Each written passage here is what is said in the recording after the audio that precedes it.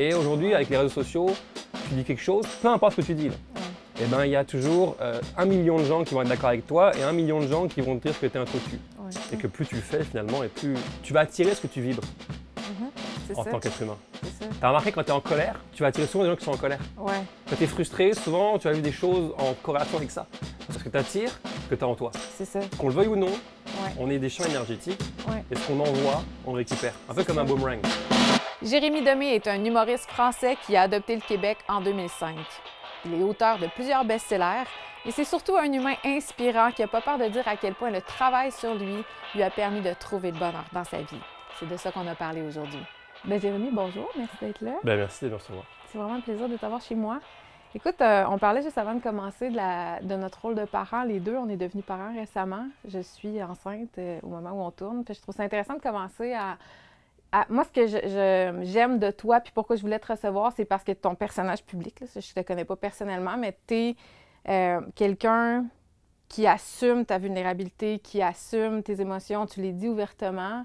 Tu as même écrit plusieurs livres par rapport aux outils que tu t'es donnés pour être plus heureux dans la vie. On pourra en parler tantôt. Mais j'ai envie de rentrer un peu dans le rôle de parent parce que ça change tellement une vie. Les deux, on a connu ce changement-là assez récemment. Ta plus grande a 2 ans? 2 ans et demi, oui. Donc, elle est arrivée juste avant la pandémie? Elle est arrivée 2 semaines avant le début de la pandémie. Ah, c'était bien synchronisé. C'était synchronisé, oui, effectivement. Elle est fine d'avoir fait ça. Parfait timing. Puis, comment t'as vécu ça, avoir un petit enfant pendant la pandémie? Ça veut dire qu'elle a vraiment vécu ça, là, la pandémie, puis là, tu viens d'en avoir un autre.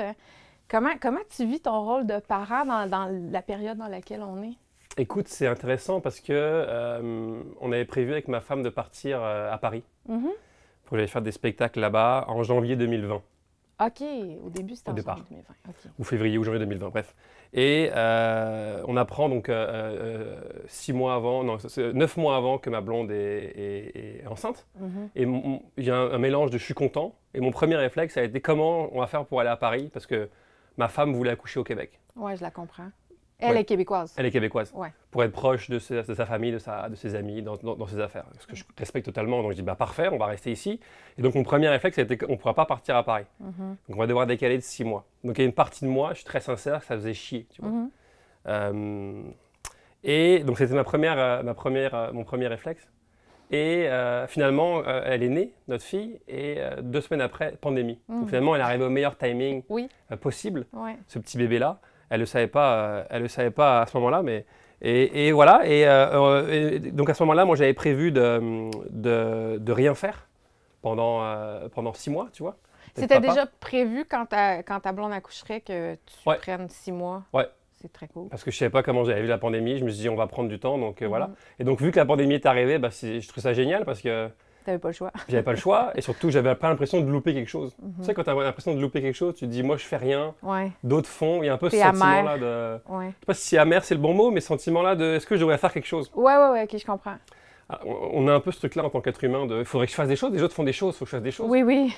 Que d'ailleurs, j'ai plus aujourd'hui, mais que j'avais à l'époque. Et voilà, elle est arrivée et ça a été tough. Je vais te dire pourquoi, parce que j'étais juste papa. J'étais juste papa à la maison. C'est-à-dire que j'avais pas de métier, je voyais plus mes amis, je voyais plus ma famille. Tu n'as pas d'autre rôle, tu joues juste un rôle. J'avais plus d'autre rôle. J'avais plus d'activité à côté, j'avais plus de ballon. Tu vois, être parent c'est génial, puis tu vas faire du sport, des fois tu vas boire une petite bière avec tes amis, des fois tu vas, voilà. Mais là il y avait juste papa. Je comprends. Et je pense je trouve ça tough d'être uniquement parent. Et c'est depuis cela que j'ai compris une chose, j'ai un respect énorme grâce à ça, à toutes les mamans ou les papas. Monoparental. Monoparental, ça c'est une chose, mais qui restent à la maison. Oui, vraiment. Tu sais, qui sont chez eux et qui sont papa à la maison ou maman à la maison. Ah, c'est une dévotion extraordinaire. Dévotion extraordinaire. Respect. Un respect énorme et surtout, c'est plus dur que d'aller travailler. Vraiment? Souvent, tu vas entendre le mari qui va dire « Ah, mais moi je vais travailler. Moi je gagne de l'argent du coup. » Mais chronique, c'est 1000 fois plus simple d'aller travailler. Sauf si tu travailles à la mine et que tu creuses des trous, là. Là, il y a des jobs plus durs que d'autres, là, Mais sinon, je pense qu'en général, c'est beaucoup plus simple de rester, d'aller travailler que de rester... Surtout si tu fais un métier que t'aimes, là, dans lequel tu es nourri. C'est sûr que si tu fais un job qui te saoule puis que tu détestes, c'est une autre histoire, mais j'ai travaillé un moment dans une boîte, puis il y avait 2 papas qui revenaient de leur congé de parents. Puis il me disait « Ah mon Dieu, c'est des vacances, venir travailler. » Tu sais, j'étais comme « Ah oui, gardons ça, toi. » Exactement. Hein? Fait que depuis, j'ai un respect énorme pour tous Ouais. ceux qui décident de rester à la maison. Mais donc, tu as fait ça pendant 6 mois, puis j'imagine que ta blonde aussi l'a vécu. Elle aussi était autant dévouée que toi. Elle Ouais. était maman à temps plein. Là. Ouais. Fait que les deux, vous pouviez au moins vous rejoindre là-dedans, de sentir que vous étiez dans un seul rôle. Comment tu passes à travers ça? En fait, non, je pense que ça a été cool parce qu'on avait beaucoup de temps ensemble, on avait Ouais. beaucoup de temps familial, on avait beaucoup de temps pour notre enfant. Mhm, Ça, c'est ben le oui. point super positif de ça. Ouais. Mais une fois de plus, le point négatif, c'était... en fait, comment on passe à travers ça, c'est en se parlant, je pense. Ouais. On avait beaucoup de communication, beaucoup de... Tu vois? Parce que comme n'importe qui, au bout d'un moment, tu as envie de sortir, là. Ouais, c'est Et à un ça. moment donné, je me suis dit, moi, je vais partir au Mexique, à pied, tu vois? Oui, C'était des je pensées vais que y aller, là. je vais y aller, là, tu vois? Ouais, Parce qu'au bout d'un moment, tu as besoin de sortir. ouais. En tant qu'être humain, je sais pas comment ils font ceux qui sont en prison et qui restent des années dans une cellule. Ah, ça doit être l'enfer. Et puis là, on n'a rien vécu de ça, là. Mhm. Mais je pensais à mon grand-père, moi, qui a vécu la Deuxième Guerre mondiale, qui est juif, qui était juif, parce qu'il n'est plus là, mais qui était juif, kidnappé par les nazis. Ça a duré 5 ans, le nazisme. Nous, on n'a rien vécu par rapport à eux, là. Nous, on a regardé Netflix pendant 2 Ben, ans. ça peut être très abrutissant aussi, mais c'est une autre histoire. Mais on a le droit de sortir, on a le droit d'aller faire des courses. On Ouais, ne pense pas qu'on allait se faire tuer à chaque coin de rue Non, par non, une c'est balle, ça. tu vois. C'est ça. Fait que ce qu'on a vécu par rapport à En même temps, c'est un autre stress. Je veux pas diminuer. Il y a des gens qui ont vécu quand même beaucoup de détresse psychologique pendant la pandémie. Les enfants en ont vécu beaucoup. J'ai reçu des psychologues qui disaient comment il n'y avait jamais vu ça, des enfants de 6-7 ans qui ont des idées noires puis qui parlent de suicide. Là, on a vu ça pendant la pandémie. Fait que je pense qu'on peut pas non plus complètement mettre de côté qu'il y a eu une détresse psychologique, mais c'est sûr que si on compare à la Deuxième Guerre mondiale, c'est deux choses complètement différentes. Je suis d'accord avec toi. Ouais. Je suis pas en train de minimiser Ouais. ce qui s'est passé. Je suis en train vraiment de comparer. Ouais. Tu sais, moi, mon grand-père, un jour, on lui dit les Allemands arrivent dans 2 jours, tu quittes tout ce que tu as. Ton compte en banque, c'est plus le tien, ta maison, c'est plus la tienne. Tout ça, c'est fini. Là. Ouais. Tu pars et tu marches vers là. Puis t'es plus un humain, en Et, fait. non, comme tu dis, je suis pas en train de diminuer vraiment ce qu'on a vécu, parce que tu as raison, il y a beaucoup de gens qui ont vécu des choses difficiles. Mais je suis en train de dire, si on compare, 100% des gens qui ont vécu la guerre ont vécu des choses difficiles. Ouais, ben oui, 100%. c'est sûr. Et traumatisantes, et tu sais, d'entendre des balles et des bombes, et tu vois. Alors que nous, ce qu'on a vécu, il y a beaucoup de gens qui ont vécu des choses difficiles, mais il y a aussi beaucoup de gens qui sont juste fait chier, et qui ont fait du Netflix, et qui ont acheté du papier de toilette. Ça, j'ai toujours pas compris d'ailleurs pourquoi. Je comprends toujours pas pourquoi. Dans 100 ans, il y aura des études qui se feront pour essayer de comprendre c'est quoi cette folie sociale. Je me disais, t'as une douche. Ah oui? T'es chez toi, t'as une douche. Ouais, Pourquoi tu veux papier de il y a un toilette? problème. C'est bizarre, hein, ça? On n'était pas ici, on était en Thaïlande, nous autres, on a vu ça de loin, puis on se disait, mon Dieu, qu'est-ce qui se passe au Québec? Ouais, C'est bizarre. t'as raison. Mais finalement, donc vous avez un deuxième enfant pendant la pandémie. On a eu un deuxième enfant. Non, notre deuxième fille, elle est née en juillet dernier, 2022. 2022. Donc en fait, en juillet 2022. Ouais, OK. Puis vous êtes allé en France à travers ça. Raconte-moi, t'as décidé quand même de le faire, ton voyage. Ouais, avec notre fille. Une fois que la pandémie était finie, en France, c'est terminé plus tôt. Les spectacles ont ouvert à un plus moment tôt. donné, il était tanné, là. Ouais. Ouais. Les shows ont ouvert plus tôt, les Ouais. restaurants ont ouvert plus tôt qu'ici. Ouais. Il y avait plus de flexibilité. Ouais. Et donc on est parti en France en décembre 2000, je suis un peu perdu dans le temps, mais 21. Ouais. Décembre 21. Et on est resté jusqu'à juillet. OK, vous n'êtes pas resté très, très longtemps. Non, on est resté 6-7 mois. OK. Et ma blonde, elle a appris. En fait, moi, je suis parti 2 semaines avant ma blonde et ma femme à Paris pour préparer le terrain, l'appartement, etc. Et elle a appris le lendemain où je partais qu'elle était enceinte de notre deuxième fille. Oh, OK. Et donc, elle ne m'a pas dit au téléphone. Ah non, OK. Elle voulait me le dire en personne. Bien sûr. Donc, elle a gardé ça pendant 2 semaines pour elle. Wow! Et elle a vécu aussi, tu sais comment c'est, hein, le vertige, envie de vomir, Ouais. etc., toute seule. Oh mon Dieu. Moi, je n'étais pas au courant de ça. Elle s'est fait subir ça, elle voulait pas. Elle voulait vraiment te l'annoncer en personne, c'était Elle important. voulait vraiment pour me elle. l'annoncer en personne. Et donc, elle m'a annoncé quand elle est arrivée à Paris. Comment t'as réagi? Écoute, c'était une belle annonce. C'était une boîte avec un stylo. Et elle m'a dit, c'est un cadeau de mon frère, il veut t'offrir un stylo. Ah, c'est gentil, j'ouvre. Et finalement, dans la boîte, il y avait le test de... Le test. que je trouve une demande. Moi, c'est ça que j'ai demandé à ma blonde. Annonce-le-moi d'une façon originale. La première fille, et ce qu'elle devait faire, et je veux dire pourquoi ce qu'elle devait faire, c'était le mettre dans une enveloppe à mon nom et l'envoyer par la poste. Donc moi, je reçois ça par la poste. Mais vous vivez ensemble. Et on vit ensemble. OK. Mais je sais pas que c'est son écriture, je fais pas attention, tu vois. OK, OK. Donc j'ouvre l'enveloppe et je dis ah. Mais ce qui va dire, c'est qu'on s'est engueulé le jour où elle voulait me l'annoncer. On Ah s'est non. chicané. Mais tu sais quoi, je suis enceinte. Ah non! Colique. Elle a brûlé le punch! Elle a brûlé le punch. Ah non! Et là, elle m'a raconté ce qu'elle aurait voulu faire. Mais je dis, c'est la meilleure annonce de la Terre de me l'envoyer par la poste. Fait qu'elle l'a refaite. Non, elle est parfaite. Parce Ah. qu'elle m'avait annoncé, elle avait Ah. cassé le... Elle avait cassé son moment. On en fait des niaiseries quand on se chicane. Ouais, c'est ça. C'est normal, je comprends. Fait que finalement, ce que tu allais faire, c'était quoi un peu que tu allais chercher en France quand tu as décidé de partir? J'allais chercher plus de succès et plus de réussite. Il t'en manque ici? En fait, c'est pas qu'il m'en manque ici. Je m'explique. Ouais. J'ai réalisé, entre-temps, j'ai fait de la thérapie. J'ai toujours fait de la thérapie depuis 10 ans. Mais j'en ai fait dernièrement, j'ai rencontré un neurothérapeute qui est génial, qui s'appelle Simon Saint-Jean, qui est fabuleux. Et je suis allé comprendre beaucoup de choses avec mon papa. Et j'ai compris, Hello, que quand j'étais petit, mon papa travaillait beaucoup. Il n'était jamais là. Il voulait réussir. Et je voulais comprendre pourquoi. Et grâce à cette technique-là, tu peux avoir des réponses. Même si tu ne parles pas aux gens, tu peux avoir des réponses, que toutes les réponses finalement sont en toi. Tu vois, as ressenti en tant qu'enfant les choses de tes parents. Pas consciemment, mais inconsciemment, tu as tout ressenti ça. Ouais. Donc il y a plein de choses qui sont montées, que d'ailleurs j'ai vérifié après avec ma mère, qui m'a confirmé ce que j'avais appris dans ce truc-là. Wow. Et donc ce que j'ai compris, c'est qu'il était beaucoup axé sur la réussite, mon père, pour plaire à son propre père. Moi, quand je grandis, j'arrive, il a un fils, et moi je vois mon père qui est tout le temps en train de travailler.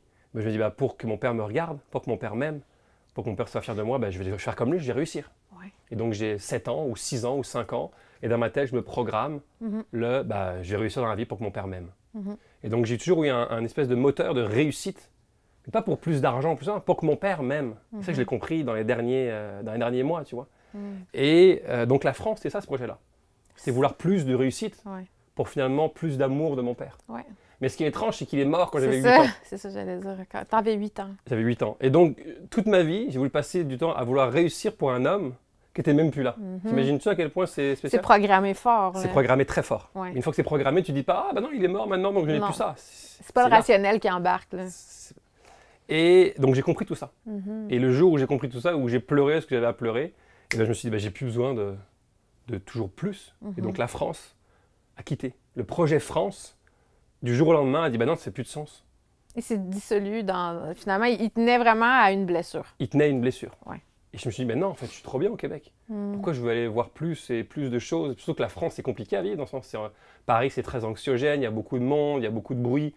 Et en vrai, je me suis dit, mais pourquoi? On est tellement bien au Québec. Puis surtout, ça m'a rappelé à quel point le peuple québécois est un peuple foncièrement agréable. Alors, on marchait dans les rues de Paris avec ma femme. Ça faisait 3 mois qu'on était là et on rencontre des Québécois qui me reconnaissent, on jase une bonne demi-heure. Après avoir jasé avec eux, ma femme et moi, on était comme « Ah! Vive le Québec! » Ça fait tellement du bien de parler des Québécois. Ah ouais, c'était rafraîchissant. C'était rafraîchissant, Hello, parce que le peuple français, c'est un peuple... Il y a tellement de monde au même endroit, à Paris. Surtout Paris. On s'entend Paris, c'est pas la Paris. France aussi. Là. T'as raison. Ouais. Mais je pense que la France, en général, c'est plus tendu. C'est vrai. C'est plus... Je regarde mon chum parce T'as un chum qui qu'il a immigré ici quand il avait 11 ans, mais Ouais. il y a souvent ce discours-là que quand il retourne en France, il trouve que les Français sont stressés, ils fument des tops, tu sais, sont comme en... Ouais, il y a une anxiété de fond, comme. Il y a une anxiété de fond, ouais. Et parce qu'il y a beaucoup de monde au même endroit. Ouais. Tu sais, ils sont 65 millions. 70 même, je pense. Mais en tout cas, ils sont pas mal plus qu'au Québec. Dans un pays qui est le quart de celui du Québec. Nous, on a tellement de place, tellement de... Fait que j'ai réalisé que même si des fois on se plaint du gouvernement ou on se plaint de la météo, en fait, on a beaucoup de chance ici, malgré tous les petits inconvénients qu'on peut avoir. Ça, tu as eu l'épiphanie quand tu étais là-bas? En fait, tu sais, le classique de tu te rends compte de ce que tu avais quand tu l'as pu. Ah ouais. Et là, moi, ça faisait 17 ans que j'étais au Québec, donc ma vie est là. J'oublie les chances que je peux avoir parce que c'est là. Tu donnes n'importe qui à n'importe quoi, au bout d'un moment, il va plus se rendre compte que c'est un privilège. Ouais, c'est la suite logique aussi, je pense, d'aller en France. Non? Je sais pas, parce que regarde, la preuve, beaucoup d'humoristes. Ouais, finalement, la preuve, c'est que tu es revenu. J'ai plus envie de le faire. Ouais. Donc, je pense que c'est une suite logique pour quelqu'un qui veut plus gros. Ouais, c'est ça. Plus de succès, plus de, tu vois, plus d'argent, plus de... Ouais. Et c'est pas mal. C'est ni bien ni mal, c'est juste que je pense que c'est ça au fond. Parce que si tu es content avec ce que tu as, pourquoi tout le temps plus? Ouais. Je pense qu'il y a une raison toujours en dessous. Mais ça, c'est... C'est le gars qui a travaillé sur lui pendant 10 ans. Non, mais c'est mon avis. Après, peut-être d'autres gens vont dire, non, moi, c'est un défi. Je pense que chacun a son discours, mais moi, je pense que c'est ça, au fond. Il y a quelque chose en dessous à vouloir plus gros. Parce que recommencer à zéro, c'est tough. C'est clair. Recommencer, personne ne te connaît, chez des petites salles de 50 personnes. Y avait-tu quand même une bonne réaction du public? Au fur et à mesure, j'ai compris comment... j'ai dû réadopter le public québécois, français. J'ai dû comprendre comment ils fonctionnaient, comment leur parler. Ça doit pas être du tout comme le public québécois? Non, c'est un autre public. Ouais. Et au fur et à mesure, j'ai réussi, mais ça m'a pris un peu de temps avant de me déprogrammer d'ici. Ouais. Et surtout, Ici, j'ai une notoriété, j'ai des gens qui m'aiment, qui aiment me voir. Ouais. Donc, l'accueil est plus facile. Ils sont déjà conquis. Ils sont conquis et puis ils sont ouverts. Ouais. En France, ils ne sont pas conquis, puis ils sont fermés. Ouais, c'est autre chose. Hein? C'est quelque chose de faire ça. Mais je clair. l'ai vécu, puis je suis content de l'avoir vécu. Puis finalement, tu as choisi de revenir ici, mais là, est-ce que à ce moment-là, ta femme était enceinte? Elle était enceinte, ouais, à C'est ça. Toulon, à Paris. Puis est-ce que pendant un moment, vous avez envisagé la possibilité qu'elle accouche là-bas? Non, parce qu'on savait qu'elle allait accoucher au mois de juillet. Enfin, c'était déjà prévu, là, un retour en juillet pour son accouchement. C'était retour, puis on devait repartir l'automne. OK. Dans le fond, elle faisait une interruption au Québec pour accoucher, puis vous repartiez C'est après. ça, automne 2022 C'est et pas même passé. hiver. Et donc, on a arrêté au mois de juin. J'ai décidé d'arrêter parce que le programme a sauté. OK, c'est en juin que le programme a sauté. Et OK. donc, je me suis dit, non, ça fait plus de sens en fait. Tout ça fait plus de sens. Pourquoi se Ok. faire chier alors qu'on est trop bien là-bas? Et voilà, on a arrêté ce. Puis vous êtes revenu au Québec. Et on est revenu au Québec. C'est comme une histoire d'amour que tu as avec le Québec, en fait. Je pense que oui. Ça fait... T'es arrivé ici, ça veut dire en quelle année? 2005. OK, c'est ça. Fait que ça fait 17 ans. Puis, depuis que tu es revenu, est-ce que tu es plus dans l'appréciation du public? Est-ce que ça a changé quand même des choses pour toi d'aller expérimenter en France puis de revenir? Tu es revenu avec un bagage? Je suis revenu avec un bagage parce que, en fait, je suis revenu avec un bagage de ne pas perdre mon calme sur scène. Des fois, tu es devant un public Tu dois français. paniquer un peu. Là. Non, mais ils ne réagissent pas comme tu voudrais qu'ils réagissent. Il y a des soirs, parce que tu n'es pas connu, parce Ouais. qu'il n'y a pas beaucoup de gens dans la salle, parce qu'ils ne rient pas la même chose que toi, parce qu'ils ne rient pas de la même façon que toi. À garder mon calme et à arriver à aller quand même les chercher d'une façon ou d'une autre. Donc j'ai appris ça, mais surtout, et c'est sorti franchement quand je suis revenu faire des spectacles ici au mois de mai, parce que j'avais une pause là-bas en France au mois de mai, et je suis revenu faire des shows de rodage ici. Et j'arrive sur scène et je dis, Carly, je viens de passer 6 mois en France, et je dis, vous m'avez manqué un esti. Asti, vous m'avez manqué. Ça me fait du bien de vous revoir, d'entendre vos rires. Tu vois, il y a un truc comme ça d'être ici. Il y a un truc plus simple Ouais, au Québec, ouais. plus agréable, Tant humainement. Tant mieux, je suis contente de l'entendre. Je pense que tu sais, souvent, on a besoin d'aller voir ailleurs Ouais, pour voir que l'herbe est... On pense que l'herbe est plus verte ailleurs. ouais, c'est ça. Mais moi, je suis allé ailleurs. Et l'herbe ici, t'as les herbes en esti. C'est du beau vert. C'est du beau vert ici. Puis en plus, elle se fume. En plus c'est légal. Mais ce que je veux dire par là, c'est que vraiment, c'est vert ici. Ouais, je Et ça, comprends. on s'en rend pas compte. Parce que le gouvernement, il nous dit ça, puis il fait froid l'hiver, puis... Il fait froid l'hiver. Il fait froid l'hiver.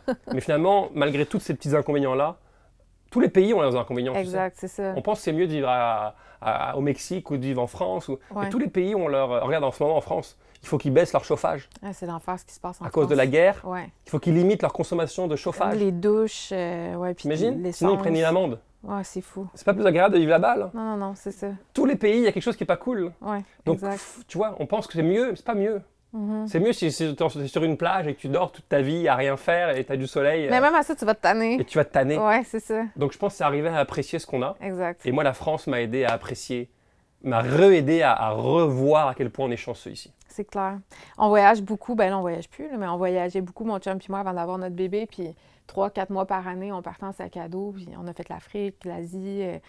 Puis autant que j'adore partir, j'adore revenir aussi. Puis il y a eu beaucoup de monde dernièrement qui ont bâché sur le Québec, comment que c'était décevant ou peu importe. Moi, par rapport à la pandémie, on a été quand même dans ceux dans le monde qui ont eu beaucoup de restrictions.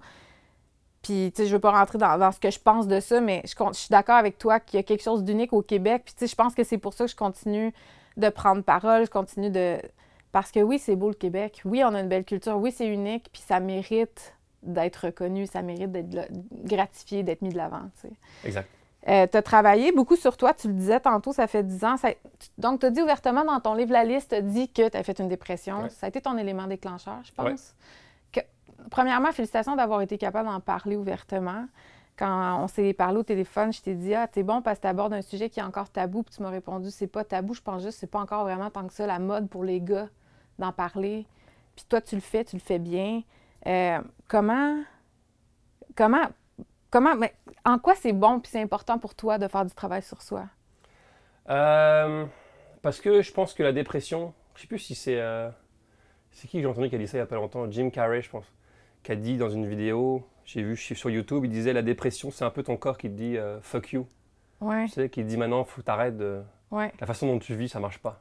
Mhm. Et donc, ça a été ça ma dépression, moi. Ça a été un espèce de wake-up call, de dire, faut que je fasse quelque chose. C'est pas depressed. Depressed, c'est comme t'es forcé à faire un profond reset, comme un profond. La vidéo de Jim Carrey dont tu parles. OK? Il me semble que c'est ça. Il dit it's like the word deep rest. es dépressif, mais en fait, tu as besoin de te poser, de te reposer, puis d'être à l'écoute de ton corps. Ah, c'est bon.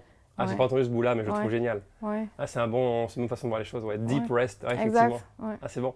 Et effectivement, et puis c'est ça. Donc quand tu arrives là, soit tu te dis je prends des médicaments, ce qui est une solution pour beaucoup de gens, soit tu te dis je vais trouver d'autres choses.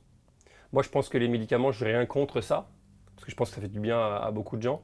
Je pense que c'est une bonne solution temporaire. Temporaire. Et ça, c'est mon avis, et je ne vais pas convaincre personne de ça. Hein. Ouais. C'est mon avis, parce que je pense que ça reste... Moi, je suis contre le chimique au maximum.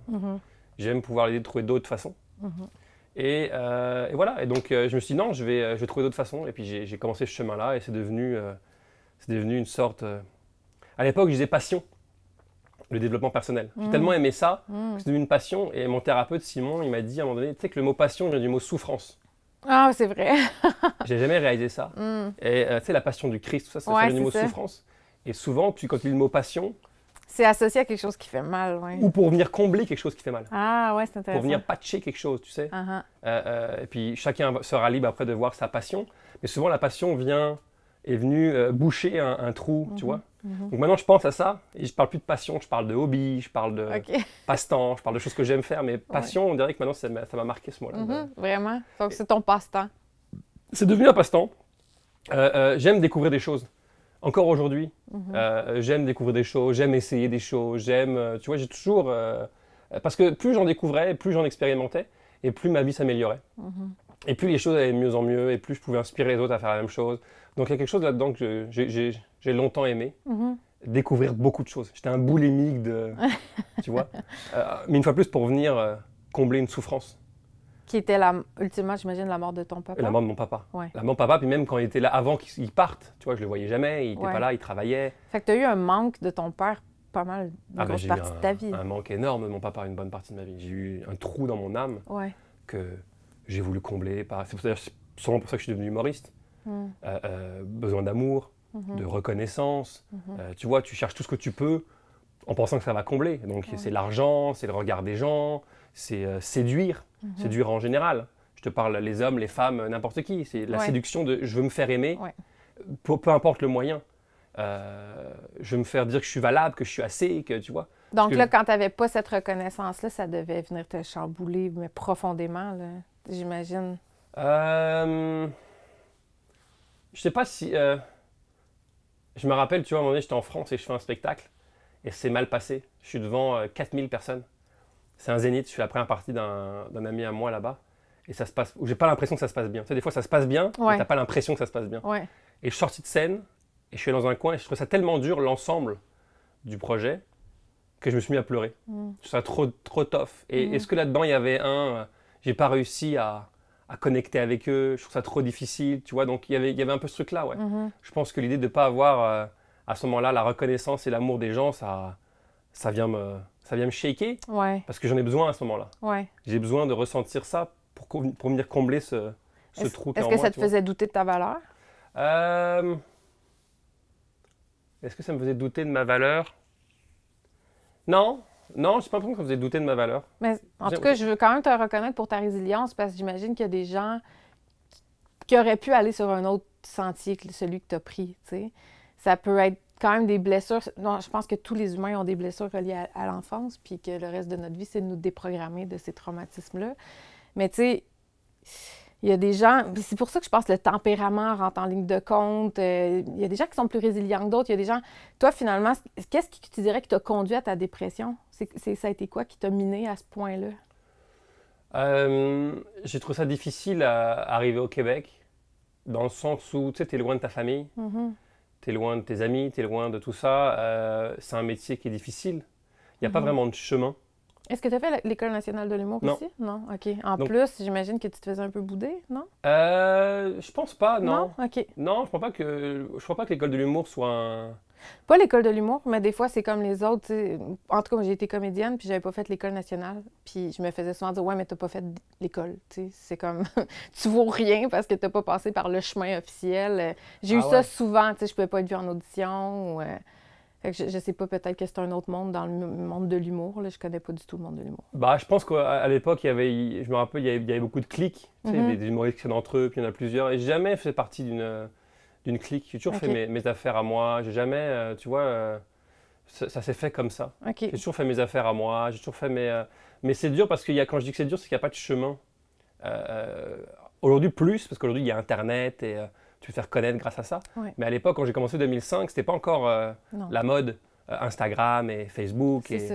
Il y avait un peu YouTube, Ça Dailymotion. commençait, là. Dailymotion. Ah, Dailymotion, oui. Tu te rappelles Dailymotion? Ouais. Fait que j'utilisais ça, mais c'était pas encore aussi présent qu'aujourd'hui. Donc le chemin, c'était te débrouiller, quoi. C'était faire un show, puis un autre show, puis rencontrer des gens, puis essayer de faire ce que tu pouvais. Mhm. Et donc, en plus, à l'époque, j'avais pas encore de visa, je devais me débrouiller pour avoir un visa. Pour Tu vois, vrai? ça a pris du temps avant d'avoir un visa permanent. J'ai eu en Ok. 2008, je suis oui? en 2005. Wow, quand même.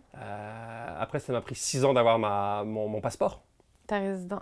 Ta citoyenneté. ma citoyenneté, je l'ai eu Ouais. en 2014. Mais tout ça pour te dire que c'était pas simple, quoi, parce que c'est un métier pas simple, Mhm. loin de tout. Mm. Ça allait pas comme je voulais. Et puis tout ça, mais surtout, je pense la douleur Mhm. d'un père que j'avais jamais vu, tu vois, la douleur inexprimée d'un père que j'avais perdu. Mhm. Et tout ça cumulé, au bout d'un moment, mon corps il dit bah, ça finit là. Ouais. Là il faut Shut down. shut down. Mm. Faut que tu t'écoutes. Ouais. Je pense que je m'étais coupé de moi, tu sais, à la mort de mon père, je me suis coupé de mes émotions, je me suis coupé de moi. Mhm. Je me suis dit ça fait trop mal d'avoir mal, Mhm. donc je vais me débrouiller sans être connecté à mon cœur, tu vois. Ouais. Et donc au bout d'un moment, il dit bah non, il faut que tu ailles te connecter, il faut que tu sortes tout ce que tu n'as pas pleuré à 8 ans, à 6 ans, à 5 ans, il faut que tout ça sorte. Ouais. Et donc si tu savais le nombre d'heures que j'ai passé à pleurer dans les 10 dernières années, En étant à l'écoute de cette souffrance-là que tu avais enfouie. et puis des fois ça sort de nulle part. Hein. Tu regardes un dessin animé, je me Ouais. rappelle, j'ai regardé le film Là-haut, je sais pas si tu te rappelles le dessin Non. animé Là-haut. Non. Tu sais, c'est la maison qui est attachée sur plein de ballons. Ah oui, Up. Oui, oui, oui, Ah, oui. excuse-moi. Mais non, mais c'est raison. En français, Up. ça s'appelle Là-haut. C'est vrai, j'avais oublié. Ouais. Up, et j'ai pleuré une bonne demi-heure. Attends, mais quel moment qui t'a interpellé dans le film? Le vieux monsieur, Ouais. il a une femme, Ah oui, mais le début, c'est vrai que c'est très ça. Oui, puis elle le quitte. elle quitte, Oui. et elle lui dit on a vécu une belle. Elle lui laisse un album photo. Oui. Et elle lui dit on a vécu une belle histoire ensemble, maintenant on va vivre Écris la la tienne. tienne. Écris Ah. la tienne. Ah, c'est fini. Là, je suis Ouais, tombé. ouais, Là, je suis tombé, j'ai plié une demi-heure. Et ça, c'est magnifique, ces choses-là. ouais. Parce que c'est des choses qui viennent guérir. Ouais. Tu vois? C'est comme ça que je prends ça, moi. Des Mhm. films, des musiques, tout ce que ça monte. Moi, je me dis, c'est maintenant, profite. Là. Ouais, prends le moment, là. Prends le moment, pleure-le. Ouais. Tu vois, en tant qu'homme, on dit, moi, je ne vais pas pleurer, moi, je suis un homme. Ouais, c'est ça. Tu sais, moi, Est-ce que t'as ça? Hein? Est-ce que J'ai- t'as été élevé comme ça? j'ai été élevé comme ça. Ouais. Moi, à 6 ans, je dis, un homme, ça pleure pas. Hmm.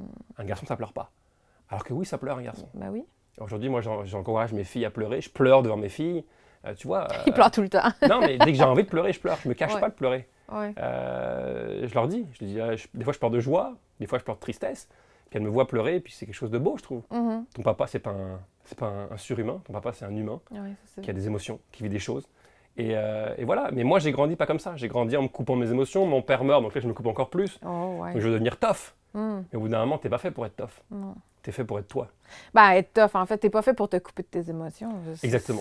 Ça marche pas. Ils vont te rattraper un jour ou l'autre, en fait. Exact. Et tu vois, ça, en tant qu'homme, je pense qu'il y a beaucoup d'hommes qui sont coupés de leurs émotions. Beaucoup Vraiment. d'hommes qui ont été élevés à être tough. Ouais. Et au bout d'un moment, ça te rattrape. Est-ce que tu penses qu'on sort de ça progressivement? D'être De cette mentalité-là qu'un gars, ça pleure pas, un gars, faut que ce soit tough, tu sais, tous les stéréotypes. Ouais, je pense, ouais. Si tu Ouais, te permets de connecter avec toi, ça sort, ouais. Ben, j'en Quand- suis la preuve. Mais oui, c'est ça, t'en es la preuve, mais tu restes encore un peu marginalisé tu sais, on connaît pas tant de monde que ça qui sont dans ce discours-là il y en a de plus en plus, là, je suis d'accord, mais je pense à toi, puis je pense pas à 100 000 personnes, là, au Québec qui sont dans cette démarche, du moins ouverte et transparente de le partager avec les autres. Fait que je me dis, oui, ça progresse, mais à quel rythme? Tu sais, est-ce qu'on peut dire qu'un gars, en moyenne, au Québec, est complètement libéré de ce stéréotype-là ou je pense que c'est encore assez véhiculé? Toi, tu le reçois quand même, mettons, quand t'en partages avec des gens, t'en parles dans tes spectacles.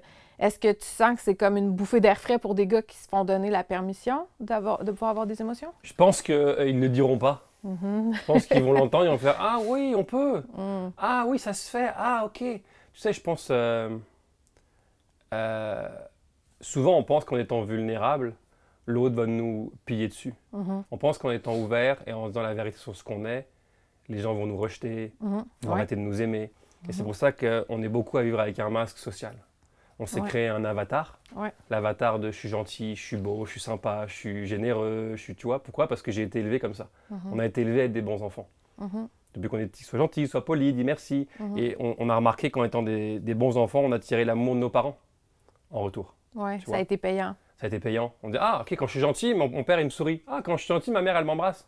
Ah, bah donc, c'est ça qu'il faut faire pour être aimé. Ouais. Et comme foncièrement, on a tous le besoin d'être aimé en tant qu'être humain, eh ben, on devient adulte et on se dit, bah, je vais être gentil, sympa, cool, comme ça, les gens vont m'aimer. Bon, en même temps, c'est correct que les gens soient gentils. Moi, j'ai rien contre ça, mais il faut que ce soit aligné avec tes valeurs. Bien sûr. Ouais, En fait, c'est génial d'être, mais t'es pas juste gentil. non, c'est ça. T'es pas juste généreux. Ouais. T'es pas juste sympathique. Ouais. Des fois, il t'arrive d'être radin. Ouais. Des fois, il t'arrive d'être méchant. Ouais. Des fois, il t'arrive d'être égoïste. Tu vois, on est aussi beau que pas beau. Ouais, c'est ça. On est humain.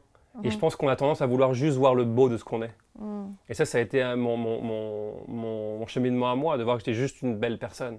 Mais je ne suis pas juste une belle personne, je suis une personne. Donc des fois, je suis gentil, mais des fois, il m'arrive de dire des choses méchantes. Des fois, je suis généreux, des fois, il m'arrive de me sentir radin. Tu vois, des fois, je suis très axé sur l'autre et des fois, je suis très égocentrique.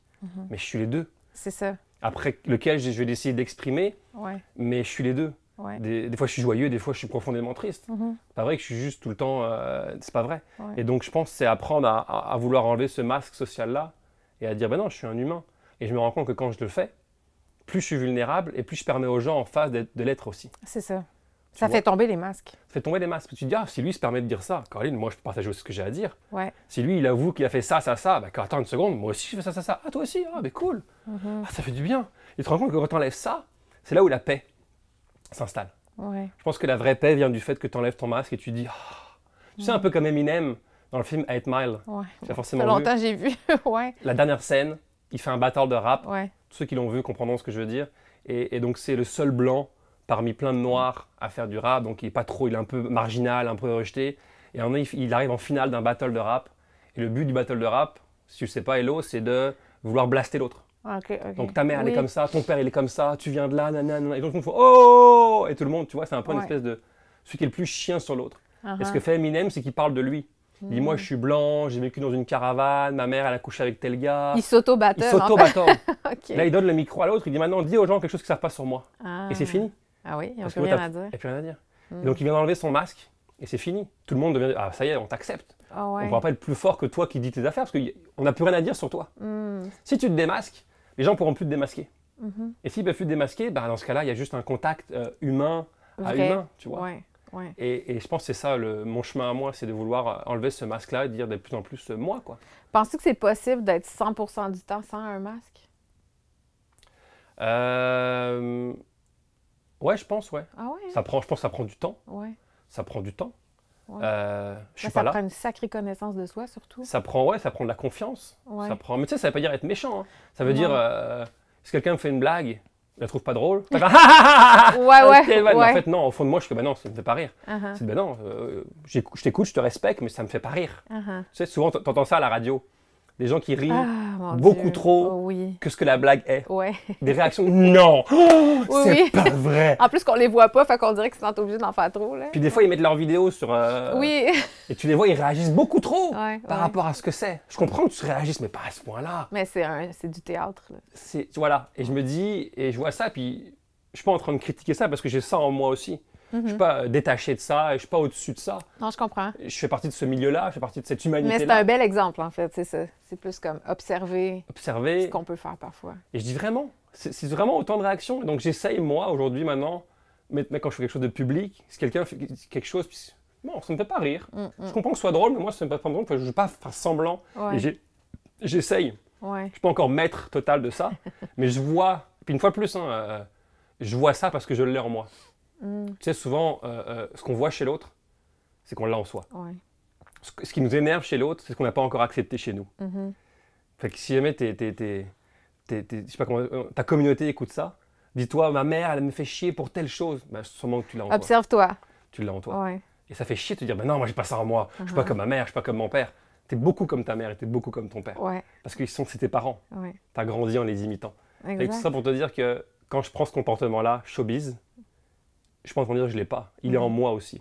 Ouais. Mais sauf que maintenant, je sais que je l'ai Et je me dis, est-ce que je veux être comme ça ou pas? Et ça, c'est la question que je me pose à chaque fois. Fait que tu te positionnes, après tu te questionnes, tu te positionnes, puis après tu agis en conséquence. Ce que je trouve, quelque chose que j'ai beaucoup observé dernièrement, c'est le mot qui revient pour moi, c'est l'intégrité. C'est super important dans ma vie. Être intègre, à 19 ans, j'ai refusé de faire Star Academy. J'étais rendue en finale parce que ça ne fitait pas avec mes valeurs à moi. T'sais. Puis je ne juge pas du tout ceux qui l'ont fait. Il y en a que ça leur a servi. Puis il y a beaucoup de gens qui venaient me voir puis me jugeaient d'avoir pris cette décision-là, me demandaient si j'étais folle.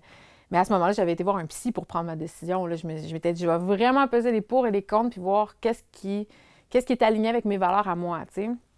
Parce que ça fait longtemps que je suis dans une démarche d'intégrité. Puis tout ça, des fois, je trouve les gens pas intègres dans une situation donnée. Puis après, je me dis, mais ils sont pas intègres parce qu'ils se connaissent pas.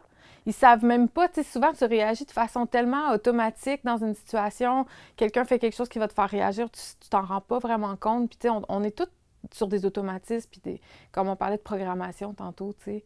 Puis c'est là que ça devient, pour moi, quand tu me dis que tu penses que c'est possible de laisser tomber un masque social, mais à 100% du temps, je me questionne parce que je vois à quel point les plures d'oignons sont infinis. À chaque fois que tu penses que tu as réglé, tu as libéré une blessure, que pendant quelques mois, tu respires, puis à un moment donné, ça te rattrape au détour, tu avais encore un film qui va te faire pleurer sur... tu pensais que c'était vide, tu pensais que tu l'avais travaillé. On dirait que c'est sans fin. Pour moi, masque, ça ne veut pas dire blessure. Oui, je comprends, mais souvent, ça peut être généré par la blessure. Ça peut être généré par la blessure. Masque veut dire représentant que j'offre au monde. Oui, OK, c'est masque bon, veut dire voici l'image que je veux donner aux gens. Ouais. Qu'est-ce que je veux donner aux gens? Et souvent, on veut donner une bonne image. Oui, je comprends. Mais enlever mon masque veut dire non, je vais être moi. Être vrai. Au plus possible. Ouais. C'est-à-dire, des fois, je vais exprimer une partie de moi qui est cool, des fois, elle est moins cool.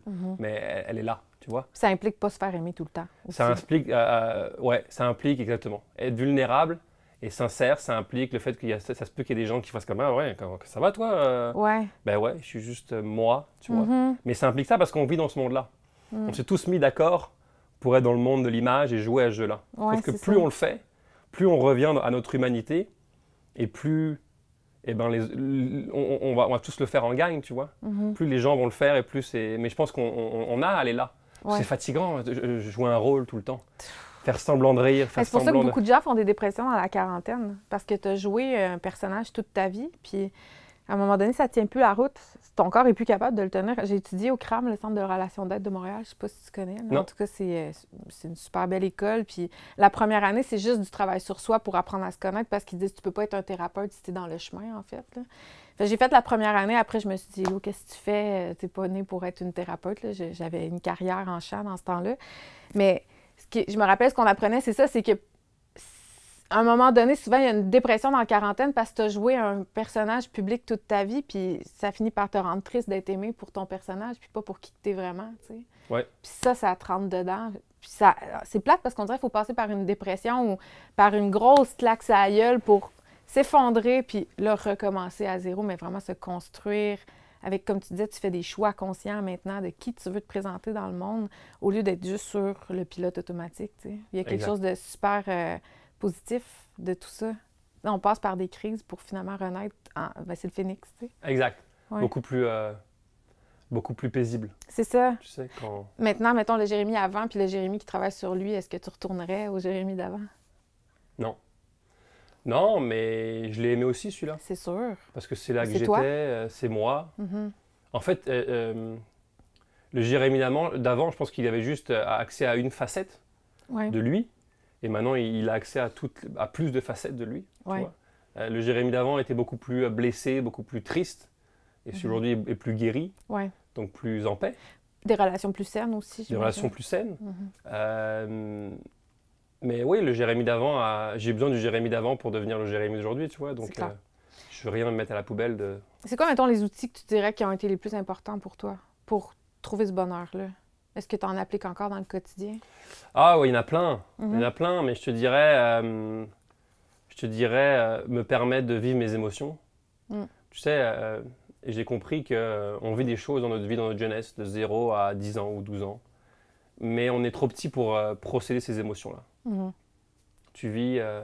Tu vois ton père mourir quand tu as 8 ans, par exemple. C'est gros, là. C'est gros. Tu vis de la colère, tu vis de la tristesse, tu vis de l'incompréhension, tu vis beaucoup de choses très fortes.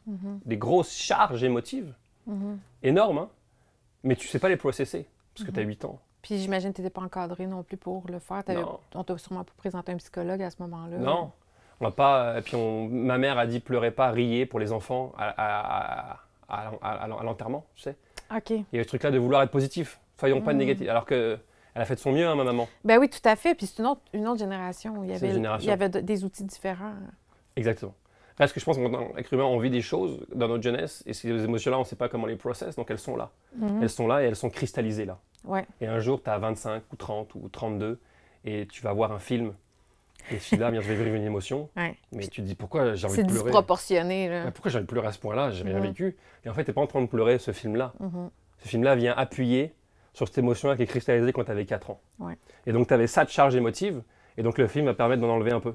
Ouais. Et après, tu vas avoir un autre film 2 semaines plus tard et un peu. Et un peu, et un peu, et un peu. Et plus tu fais ça, plus tu te permets de vivre tes émotions, et plus finalement ça sort. Et plus ça sort, et plus tu te sens léger, tu vois. Je pense que c'est un peu ça l'idée. Donc se permettre de se connecter à soi, de vivre, de pleurer, de vivre ta colère, de vivre tout ça. Ça pour moi c'est un outil qui a été génial, qui est sûrement un des outils les plus puissants d'ailleurs. Ouais. De se permettre de vivre. Pas de refouler finalement. Pas de refouler. Ouais. Ces trucs-là. Parce que finalement, c'est comme ça que tu guéris. Tu guéris en enlevant ce sac-là d'émotions que tu traînes. Plus tu le vides et plus tu es fou. Tu vois? C'est comme ça que je vois ça, moi, un peu. Je trouve ça vraiment intéressant parce que j'ai fait dernièrement une émission avec des féministes, puis on parlait du rôle de la femme dans la société. Je trouve ça aussi important de parler du rôle de l'homme parce que notre société change vite. Puis des fois, je me dis, être un gars aussi, ça vient avec des défis. Chaque génération vient, tu sais, nos parents, comme ton père, probablement qui vient d'une famille qui n'avait pas le droit de pleurer, il devait être tough, tout ça. Mon père, c'est la même chose. On est en train de transformer ça, mais maintenant, on demande comme là à l'homme d'être beaucoup rose, d'être le papa à la maison. On va comme, on joue beaucoup avec nos repères, tu sais. Puis comme tu es devenu papa, j'aimerais ça savoir, est-ce que ça a été un peu chamboulé ta perception que tu as de l'homme en toi, de l'homme dans la société? En me disant l'homme doit travailler? Ouais, ou des principes, des trucs que tu aurais achetés. Est-ce que ça a un peu chamboulé est-ce que tu as été confronté à ça, de dire, tu es resté quand même 6 mois, tu as pris l'initiative par toi-même, ou c'est ta blonde qui te l'a demandé de rester à la maison pour le congé? Non, c'est moi qui voulais. Okay. Mais je pense qu'il y avait une partie de moi qui a grandi avec une génération de gens qui, les hommes travaillaient et les femmes restaient à la maison. Ouais, le pourvoyeur. Puis... Ouais. J'ai vu mon père faire ça, j'ai vu mes oncles faire ça. Ta mère travaillait pas? Ma mère travaillait à mi-temps à l'époque. OK. Mais elle s'occupait de nous, puis mon père travaillait. Donc il y avait un peu cette dynamique-là. Ouais. Et je pense que c'est une dynamique qui existe depuis longtemps dans beaucoup de familles. Et donc moi, je venais de là. Et donc j'avais un peu cette idée-là de moi, je vais aller travailler, puis ma femme va s'occuper de... Tu vois. Mais en fait, non, je pense. En fait, j'ai appris à réaliser que non. J'ai appris à réaliser que des fois, il y en a un qui travaille, puis l'autre s'occupe des enfants. Mais aujourd'hui, je suis très heureux de passer des heures et des heures avec ma fille sur un canapé, collé à elle, parce qu'elle a 3 mois. Donc ma femme va faire ces choses. Et voilà, j'ai une perception un peu différente aujourd'hui. Mais pour répondre à ta question, par rapport à l'homme rose, je pense que c'est juste l'homme qui s'humanise un peu plus. Tu sais, l'homme qui devient un peu moins dur et un peu plus humain. Ouais. En disant, bah non, t'as le droit de pleurer, t'as le droit d'être à la maison, t'as le droit de... Donc c'est un peu péjoratif, l'homme rose, en fait, dit comme ça, non? Je sais pas, c'est parce que t'as voulu le dire l'homme plus soft, c'est ça que tu veux dire quand en tu dis fait, l'homme rose? c'est ça. Puis je pense qu'il y a quelque chose de totalement sain là-dedans. Il faudrait que les hommes se donnent la permission davantage. Autour de moi, quand je vois un gars qui va pas bien, c'est pas un réflexe d'aller voir un psy, mettons. Puis souvent, je donne l'exemple de dire « Ouais, mais si t'avais mal au dos, tu irais voir un ostéo, un chiro. » Non, en ce moment, c'est comme ta tête va pas bien, t'es dans le brouillard. Pourquoi tu vas pas chercher de l'aide pour ça? C'est comme si on n'a pas encore fait le chemin de reconnaître que c'est correct d'aller chercher de l'aide quand c'est au niveau psychologique. Non, ça va passer. Je pense qu'il y a un peu de non, je vais bien. Un peu de déni? Ouais, un peu de déni. Non, je vais bien. J'ai pas besoin d'aller voir un psychologue. J'ai pas besoin de. Je suis pas fou. Je suis pas fou, je vais bien, la vie est bonne. Pourquoi j'irais. Tu vois, moi j'avais un peu ça quand j'ai commencé ma thérapie. De pourquoi j'irais voir un psychologue, je vais bien. Mais c'est venu de toi d'abord d'aller voir un psy ou c'est quelqu'un qui te l'a recommandé? En fait, je suis somnambule. OK. Depuis que mon père est mort. Le traumatisme de mon père a fait que des fois je me réveille la nuit et il y a un moment de panique. En fait, je veux souvent sauver quelqu'un. Mais t'es conscient à ce moment-là? Non, je suis inconscient. OK. c'est comme un rêve, tu vois, je suis inconscient et souvent, mettons, ma fille est en train de tomber du lit ou mon autre est en train de s'étouffer sous les couvertures. Il n'y a rien qui arrive là. C'est juste dans ma tête. Et c'est très réel dans ma tête. Et ça dure 5, 10, 15 secondes. Il y a un moment de panique. Des fois, je réveille ma blonde, etc. Tu vois, il y a un truc, et toujours sauvé. Et je pense, vu qu'à 8 ans, mon père meurt, je suis impuissant devant sa mort, j'ai pas réussi à le sauver. Et donc, quelque part, je pense que dans mes rêves, j'essaie de le sauver. Wow. Pas à chaque nuit, mais régulièrement, sauver mon papa. Et un jour, je me suis dit, c'est trop, là, faut que j'aille. Un jour, j'ai roulé sur ma blonde. J'ai roulé et j'ai tapé la table de chevet de côté, je suis tombé de l'autre bord. Alors, on dit, il faut aller voir, il faut aller voir quelqu'un. Là, il fallait pas. Donc là, je me suis dit, je trouvais une hypnothérapeute. OK. C'était en 2012. Et j'ai trouvé une hypnothérapeute. Et finalement, ça n'a pas réglé ce problème de somnambulisme, mais ça a fait sortir beaucoup du reste. Tu sais, un peu comme une bouteille de champagne. Il y a beaucoup de bulles qui avaient besoin de sortir. Ouais. Ça fait paf. Et il y a beaucoup de choses qui avaient besoin de sortir. OK. Beaucoup, beaucoup, beaucoup. Tu vois, ça fait quasiment 10 ans que je fais de la thérapie. Est-ce que tu fais encore de l'hypnothérapie? Non, j'ai arrêté l'hypnothérapie. Mais ce que je veux te dire, c'est que ça m'a pris 10 ans à arriver à aujourd'hui. Et je me suis dit, si je n'avais pas découvert la thérapie, moi, je ne sais pas ce qui serait passé. Je ne sais pas si je me serais suicidé, si j'aurais fini dans l'alcool. Ouais. Il y aurait eu un échappatoire quelque part, une fuite. J'aurais fait une connerie. Ouais. Tu vois, j'aurais fait une connerie. Je ne sais pas laquelle. Ouais. Je ne sais pas comment, mais il y aurait eu quelque chose de... un cancer. Ouais, c'est ça. Une grosse dépression, mais profond, un truc vraiment fort. Ouais. J'aurais eu des comportements pas cool. Tu vois, je pense que j'ai besoin de 10 ans pour arriver à un truc beaucoup plus apaisé, beaucoup plus calme aujourd'hui. Mais ça m'a pris... Mais tu as quand même été chercher des outils qui t'ont fait du bien sur le coup. Je veux dire, ça a pas pris... Ça fait pas 10 ans que tu dis ça m'a pris 10 ans de devenir la personne que je suis, c'est sûr, mais c'est un processus. Mais j'imagine que tu as quand même eu un soulagement. Au fur et à mesure. Ouais, c'est ça. Ouais. Ça s'installe progressivement aussi. Ouais. Mais on ne veut pas déprimer personne, là, tu sais. Dites-vous que ça prend pas toujours 10 ans avant de commencer à se sentir bien. Je pense que les bienfaits de la thérapie peuvent être quand même assez rapides, mais c'est encore plus positif si tu t'engages dans un travail sur toi sur le long terme. Exact. Et tu sais, c'est aussi ce que tu as vécu. Ça dépend de ce que tu as vécu dans ta vie. Oui, c'est sûr. Et ça dépend comment tu l'as vécu. Ouais. Moi, je sais que je l'ai vécu très difficilement. En tout cas, je l'ai réalisé après. Peut-être que ma sœur, qui a vécu la même chose au même moment, l'a vécu moins fort. Tu vois, ou différemment. Peut-être que mon frère, qui était plus jeune, l'a vécu différemment aussi. Ouais. Ça dépend de ce que tu as vécu et comment tu l'as vécu. Ouais.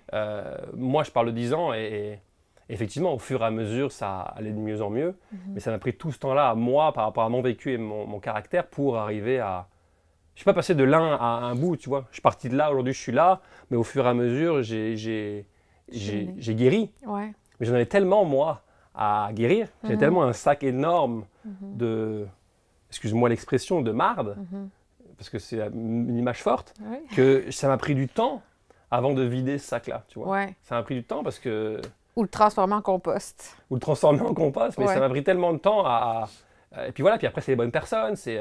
Moi, juste me reconnecter à moi et pleurer, ça a pris des années. Oui, c'est ça, t'as donné la permission d'être vulnérable, parce que là, t'as de l'air à le faire sans trop de difficulté, mais est-ce qu'il y a une résistance par rapport à ça? Bien sûr, il y a une résistance. Ouais. Je n'avais jamais appris à le faire. Oui, c'est ça. Je m'étais dit, je vais arrêter de me connecter à mes émotions, ça fait trop mal. Tu t'empêchais de pleurer. Donc, je m'empêchais de pleurer, je forçais, je n'allais pas là-dedans. Ouais. Parce que si j'allais là-dedans, potentiellement, je pouvais exploser. Oui, c'est comme incontrôlable. Voilà, donc, mais ça, je ne me le disais pas consciemment. Et donc, j'ai dû réapprendre ça. Et ça prend du temps. Moi, ça m'a pris du temps. Il y a des gens, ça va leur prendre peut-être un mois. Ouais. Et moi, ça m'a pris du temps avec ce que j'avais vécu pour... Parce que, tu sais, il n'est pas juste mort, je l'ai vu mourir.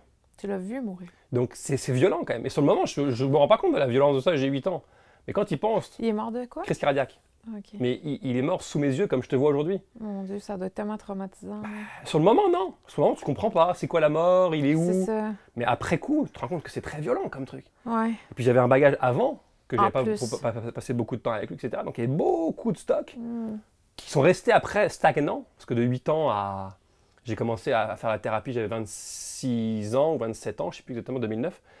Et de 8 ans à 27 ans, mettons 20 ans, il y a eu 20 ans où ça stagnait, quoi. J'ai gardé ça. Ouais. Fait qu'au bout d'un moment, il a fallu que ça sorte. Comme un volcan, ouais. Ça ne sort pas contrôlé quand ça sort. Exact. Ouais. Fait qu'il y a eu plein de beaux à ça.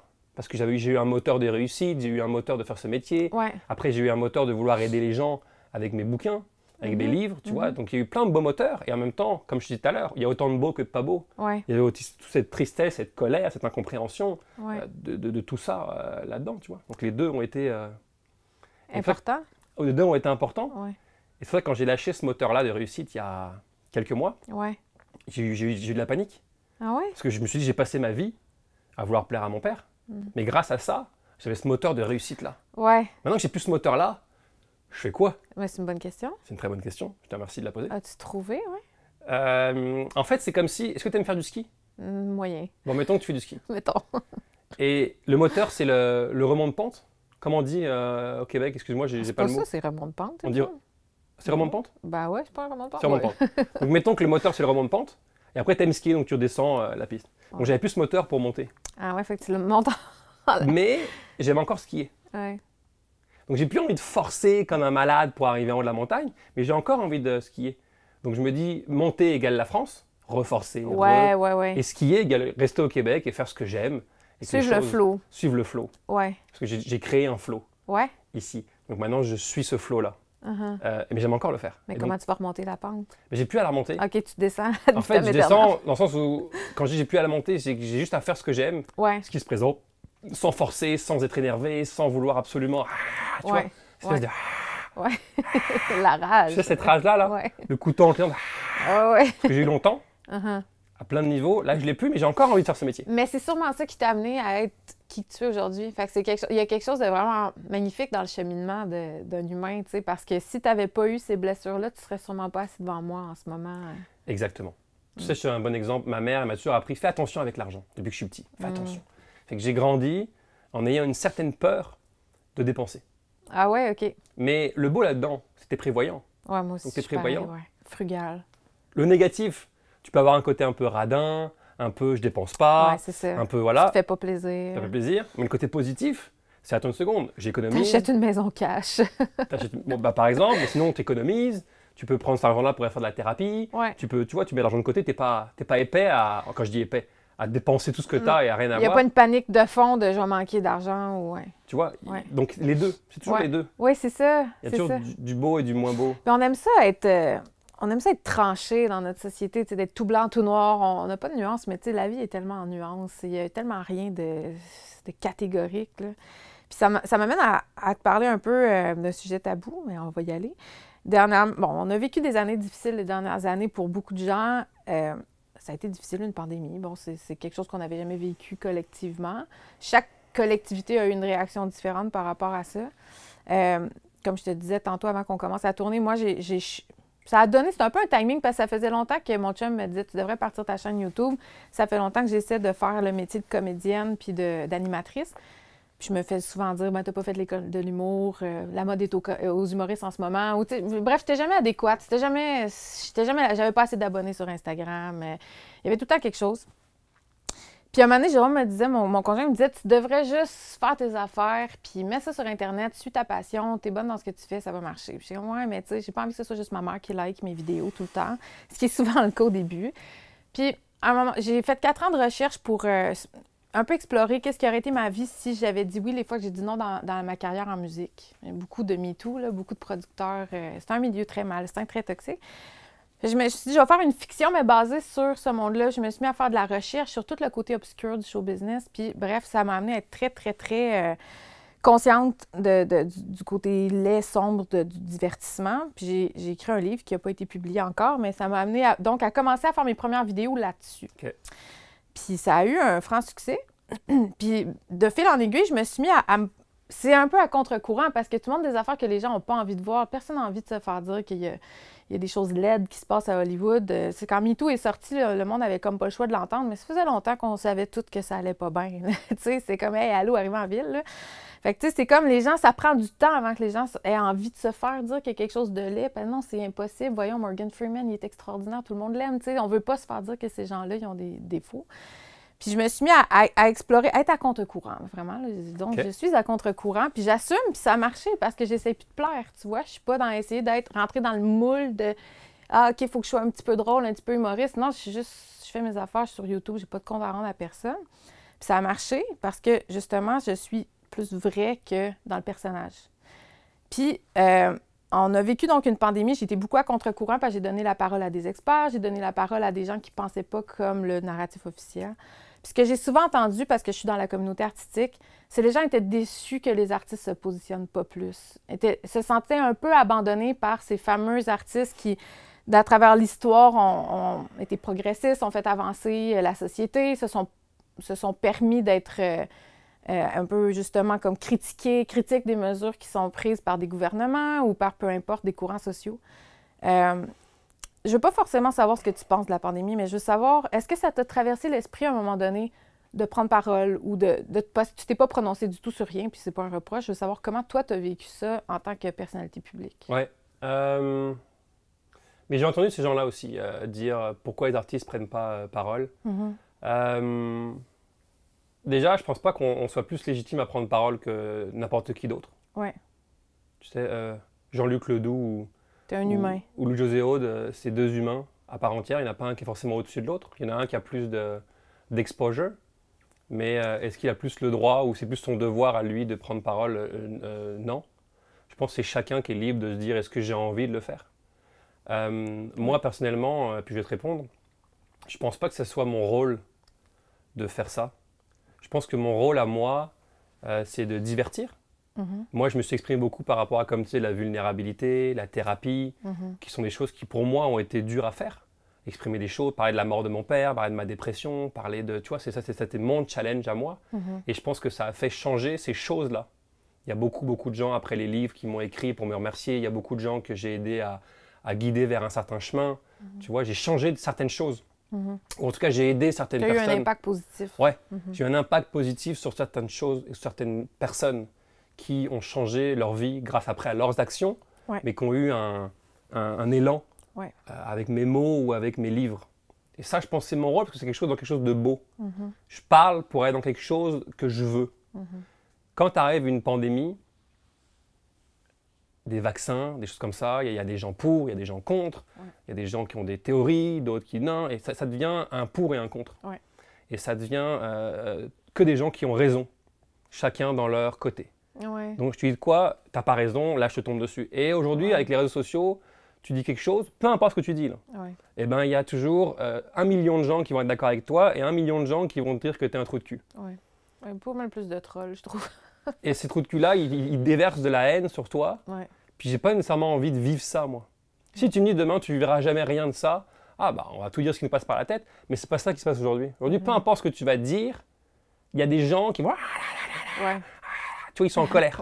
Vraiment. Et t'es pas la base de leur colère. Ils ont de la colère. Et en disant quelque chose, ah bah calique, il est là, je vais en profiter pour lui déverser ma colère à moi. C'est le clou qui dépasse, puis ils vont te taper dessus. Là. Et comme on disait tout à l'heure, ils ont vécu des choses dans leur vie qui ont créé de la colère, peut-être de l'injustice. N'importe quoi, à 5 ans, l'injustice. Et là, moi, en tant qu'artiste, je viens dire, ah, vous savez quoi, je suis contre telle chose. Ah ouais, ça c'est injuste. Et la colère qu'ils avaient quand ils avaient 5 ans, ils me la déversent sur moi. Vraiment. Mais je ne suis pas responsable de cette colère-là. Non. Mais je suis un bon punching ball.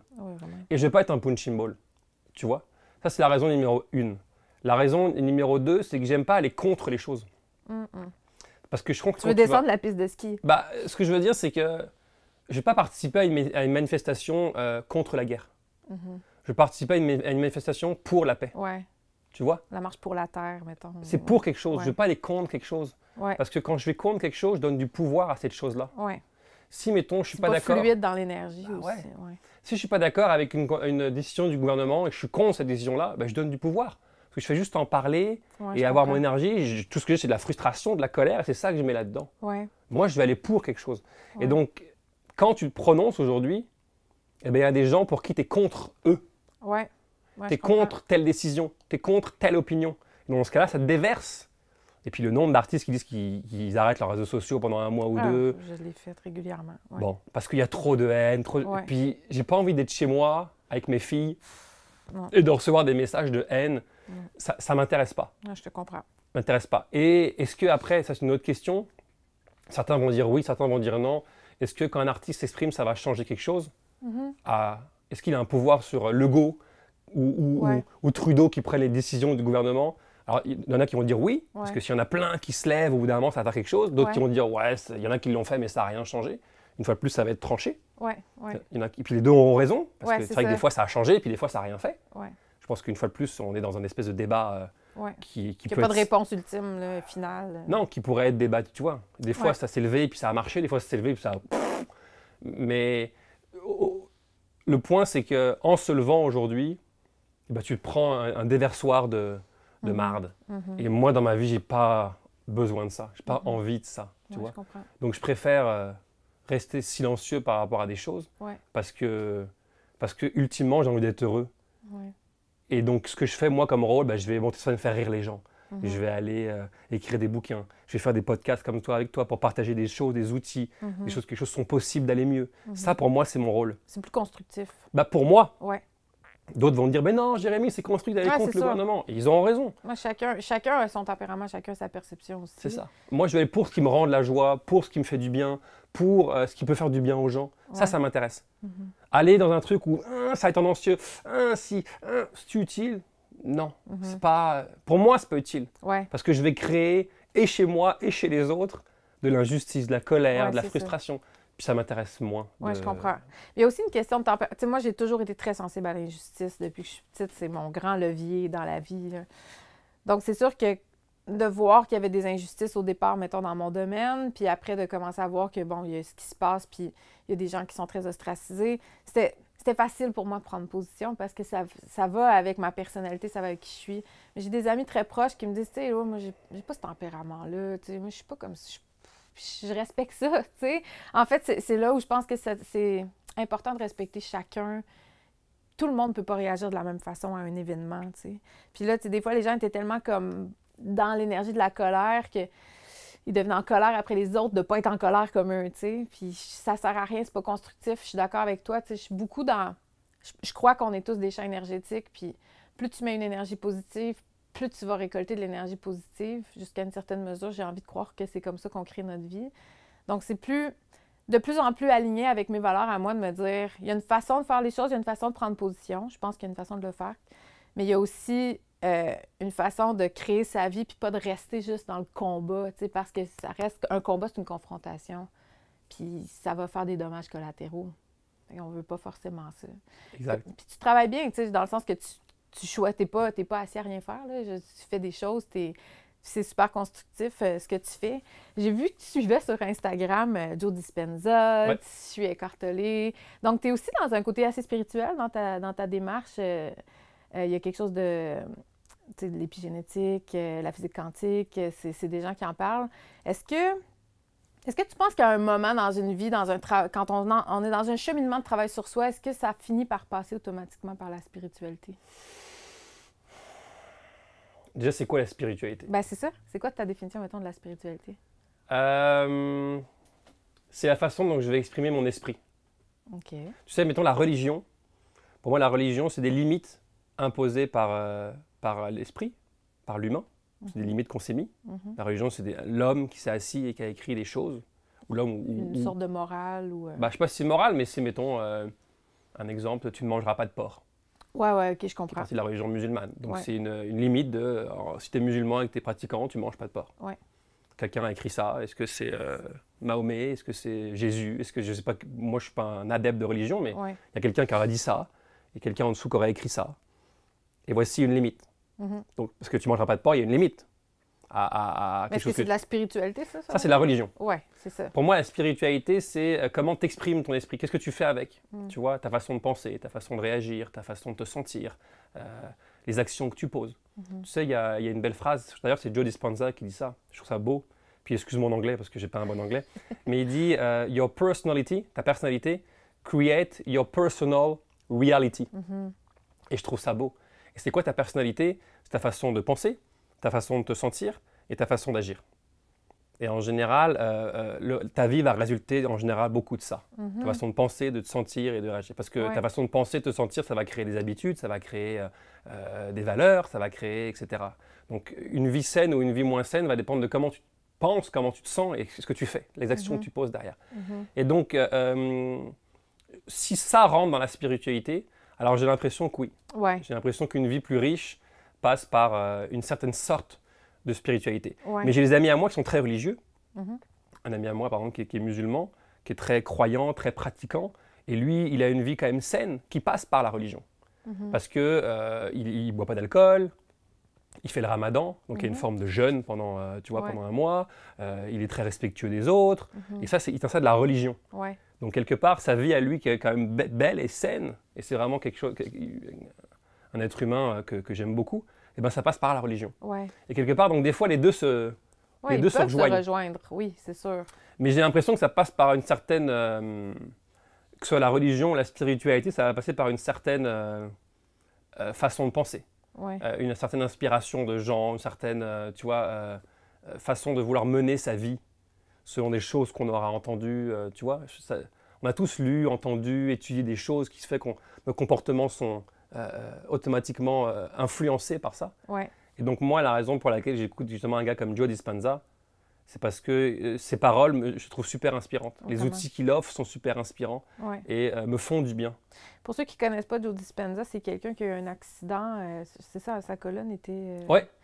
détruite. Il s'est fait dire qu'il serait quadraplégique, qu'il ne marcherait plus jamais. Puis il s'est reconstruit finalement juste avec sa pensée. Ouais, juste avec sa pensée, ses émotions et ouais. Puis maintenant, il enseigne comment on peut reprendre le contrôle de son esprit. Puis comment c'est fort, en fait. On est des créateurs puissants.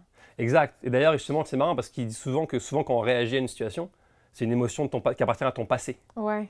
Il dit souvent ça. On en parlait avec la colère tout à l'heure. Ouais. Quand tu réagis à une situation, peu importe laquelle dans ta vie, tu ne réagis pas à la situation. Tu réagis à ce que tu as vécu dans ta vie. La preuve, 2 personnes qui vont vivre la même situation au même moment, ensemble, vont réagir différemment. Ouais. Toi et moi, on est en voiture, on roule, quelqu'un nous coupe. Toi, injustice. Comment ça? Je l'ai pas vu.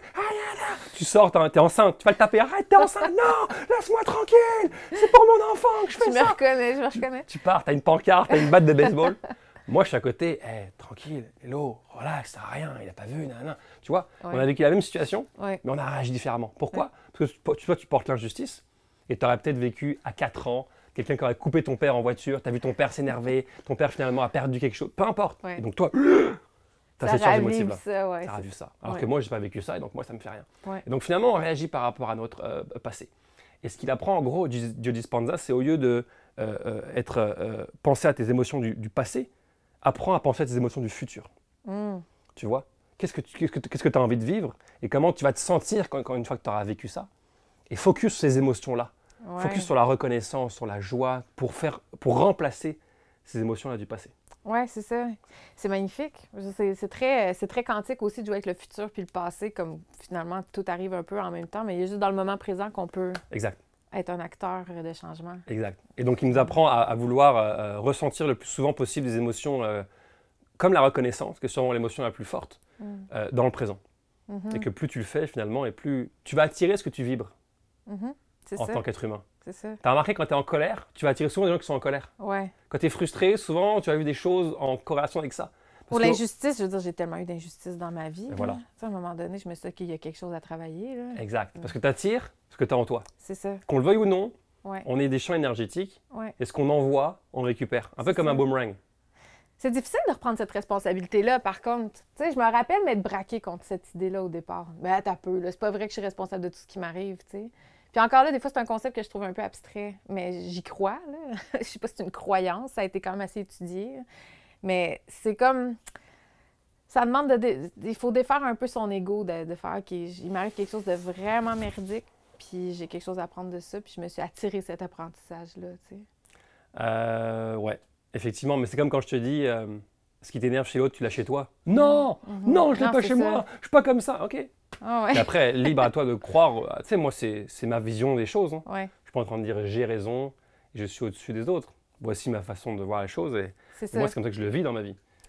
Tout ce que j'attire à moi, en bien ou en pas bien, c'est parce que je l'ai envoyé d'une certaine façon, tu vois. Oui, c'est ça, comme un boomerang, comme tu dis, c'est un boomerang.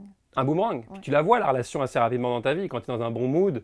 Tu as un endroit, il y a une place de parking qui se libère devant toi, les gens sont cool, tu as un bon coup de téléphone, mais quand tu es dans une ambiance un peu de marde, tu vas recevoir un mauvais email, quelqu'un te chicane, Yassi, te manque ça. Tu vois un peu la corrélation entre les bonnes et les mauvaises journées. C'est ça. Et ça demande d'être vigilant aussi puis de l'observer. Ça demande d'être vigilant. Ça, tu peux le noter. Hein. Tu gardes un petit carnet, tu fais laisser pendant une semaine, tu vas voir quand tu es dans un mood de marde. C'est intéressant. Ta journée est différente. Déjà fait? Ouais, je l'ai fait, ouais. C'est un bon outil, je trouve. Ouais. Mais tu le vois quand tu es dans une bonne... Tu sais, moi, par exemple, j'ai un truc où je me dis, peu importe où je vais, j'ai toujours des bonnes places de parking. Ah ouais? C'est une croyance que j'ai en moi. Moi aussi, je me suis déjà dit, il faut que je me programme à ça. Ouais. Moi, on dirait que c'est en moi. Donc Ça arrive à coup sûr, là? Quasiment, je te dirais 90% des cas. Wow. Et je ris maintenant. J'arrive là, ben Et voilà. oui. Et après, il y en a qui vont dire, c'est un hasard, c'est de la chance. Ouais, c'est beaucoup de hasard. Ouais. Et ben, je vais te dire, OK. Mais pour moi, il n'y a pas de hasard. Pour moi, les choses arrivent parce que tu les as... Tu n'as pas besoin de convaincre non plus personne. Non, parce que moi, je vis ma vie bien. Moi, je fais ce que j'ai à faire et après, vis ta vie comme tu as envie de le vivre. Moi, je m'en fous, en fait. C'est là aussi, des fois, je me dis, la spiritualité, pour moi, c'est tout ça, le travail sur soi, les croyances qu'on a par rapport à comment on crée notre vie. J'ai pas besoin de convaincre qui que ce soit par rapport à ça. Moi, ça marche pour moi, puis je souhaite à chacun de se trouver ses outils, mais chacun n'a pas forcément les mêmes, tu sais. Non. C'est ça. Il y en a de base, là. Je pense que de faire un petit peu de travail sur soi, de rentrer, d'être à l'écoute des émotions qu'on a refoulées quand on était jeune, je pense que c'est une première étape assez importante, là.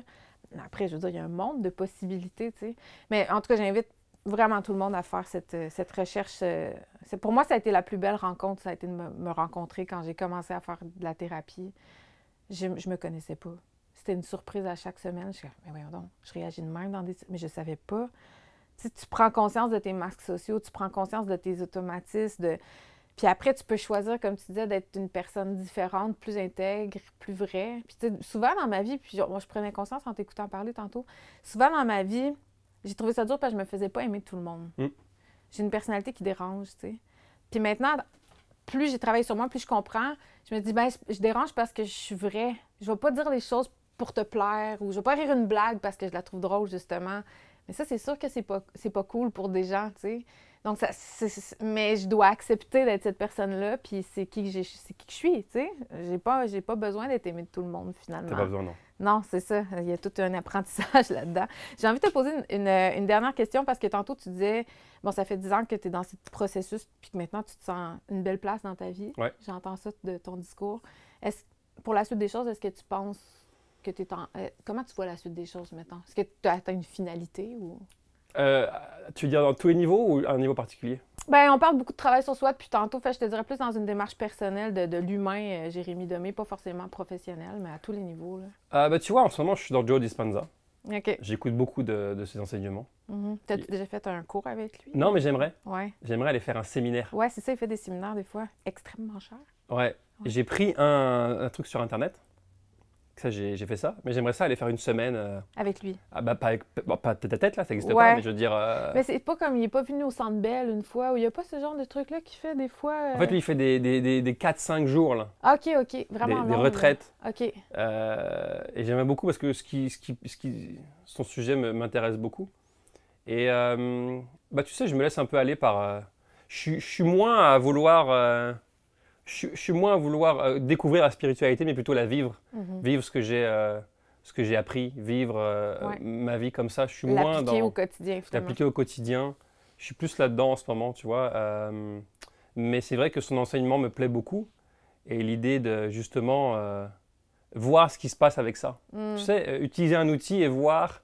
Et donc, en ce moment, je me suis mis sérieusement là-dedans. Et j'ai envie de voir ce qui va sortir de... As-tu déjà des exemples de ce que tu as été capable de créer avec... En fait, je me suis rendu compte que tout au long de ma vie, je l'ai utilisé. Ouais. Parce que je me suis créé une vie, la vie que je voulais. Je me suis créé la vie que je voulais, j'ai attiré ce que je voulais, même plus des choses que j'aurais jamais pensé que j'aurais dans ma vie, comme le succès que j'ai rencontré avec mes livres. Jamais j'aurais pensé dans la vie écrire un livre. Donc, je pense qu'on est des créateurs en général, qu'on sache ou non. On crée notre vie, c'est juste qu'il y en a qui le font consciemment, d'autres inconsciemment. Mais je me suis rendu compte que toute ma vie, j'ai créé des choses extraordinaires avec des... comme on a fait un programme avec Chantal Lacroix, un programme web, justement, et j'avais cette envie-là depuis 3-4 ans. Vivant, je jamais donné. Ça? Pardon? Vivant? Ça s'appelle Vivant, un programme s'appelle Vivant, qui est sur Internet. Mais j'avais jamais... j'avais eu envie un jour, ce serait fun de faire ça, ce serait une bonne idée. Mais j'avais jamais trouvé l'occasion ou la façon. Puis un jour, Chantal me propose. Je dis, ben oui, pendant la pandémie. Mais je dis, ben oui, en plus on n'a rien à faire, c'est le moment idéal. Ouais. Et je pense que les gens, en tout cas ceux qui veulent recevoir ça, ont besoin de contenu comme ça. Go, bon moment. Et ça a eu un succès génial, immense. C'était quoi exactement le programme Vivant? En fait, c'était plein de vidéos, plein d'outils pour finalement accéder à une vie plus belle. Différents intervenants qui Différents viennent. intervenants, des vidéos de Chantal toute seule, des vidéos de moi tout seul, des vidéos de les deux ensemble, des différentes personnalités, J'ai vu, il y avait des psychologues, je pense, psychologues, ouais. profs de yoga, entrepreneurs. Et donc c'est vraiment 8 semaines ou 9 semaines Ah, quand même. de programme que les gens après ont à vie pour eux. OK. Et j'avais jamais vraiment trouvé le moment, mais je sais que j'avais envie de le faire. Donc tu vois, j'avais cette envie-là. Et ça arrive naturellement, Ouais. ça s'est fait facilement, Mhm. rapidement, ça a rencontré un succès merveilleux. Mhm. Mais tu vois, ça te prouve que C'était aligné, là. bah, c'était aligné, c'est arrivé, j'avais planté cette petite graine-là il y a 3 ans, et à un moment donné, paf, ça arrive, facilement. Mhm. J'avais jamais pensé d'écrire de livre. Un jour, je m'assois à mon bureau, je vais écrire un livre. Je Ça m'assois, t'a pogné de même. je m'abonnais de même, OK. j'ai écrit un livre, et puis paf, on en a vendu 150 000. Hmm. Alors que t'en vends 3 000, c'est un succès au Québec. Oui, c'est ça. On n'est pas nombreux au Québec, On là. n'est pas nombreux. Tu l'as juste vendu au Québec, la liste. Ouais. OK. Les 3 livres que tu as sortis Ouais. sont juste au Québec? Ouais. OK.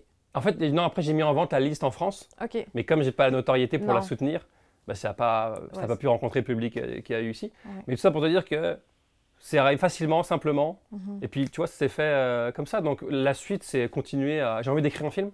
C'est vrai? Je suis en train de penser à écrire D'humour? un... Hein? D'humour? Il y aura de l'humour dedans. Mais Ouais. c'est pas humour. OK. Parce que je pense que je veux créer un beau film. Hmm. Tu sais, un film où tu ris, t'es touché. Un peu comme Les Intouchables, le genre de film qui Genre. tu as de toutes les émotions dans le film. Genre. Ouais, ouais. Pour moi, c'est un beau film. Ouais. C'est pas juste ah Ouais, ou ouais. pas juste toi, c'est... Tu vis un peu de tout. Ah, c'est un beau défi. Ouais, donc tu vois, j'ai envie de faire ça. Mais sinon, j'ai envie d'être un papa présent pour mes filles. Ouais, ouais. Le c'est père ça. que moi, j'ai jamais eu, je veux être ce père-là. Hmm. Et puis voilà, je veux continuer à prendre soin de moi et laisser la vie me montrer la suite. Ah, c'est magnifique. Merci. C'était vraiment inspirant de parler avec toi. Merci de m'avoir donné de ton temps. Avec plaisir. Merci de m'avoir invité. Mhm.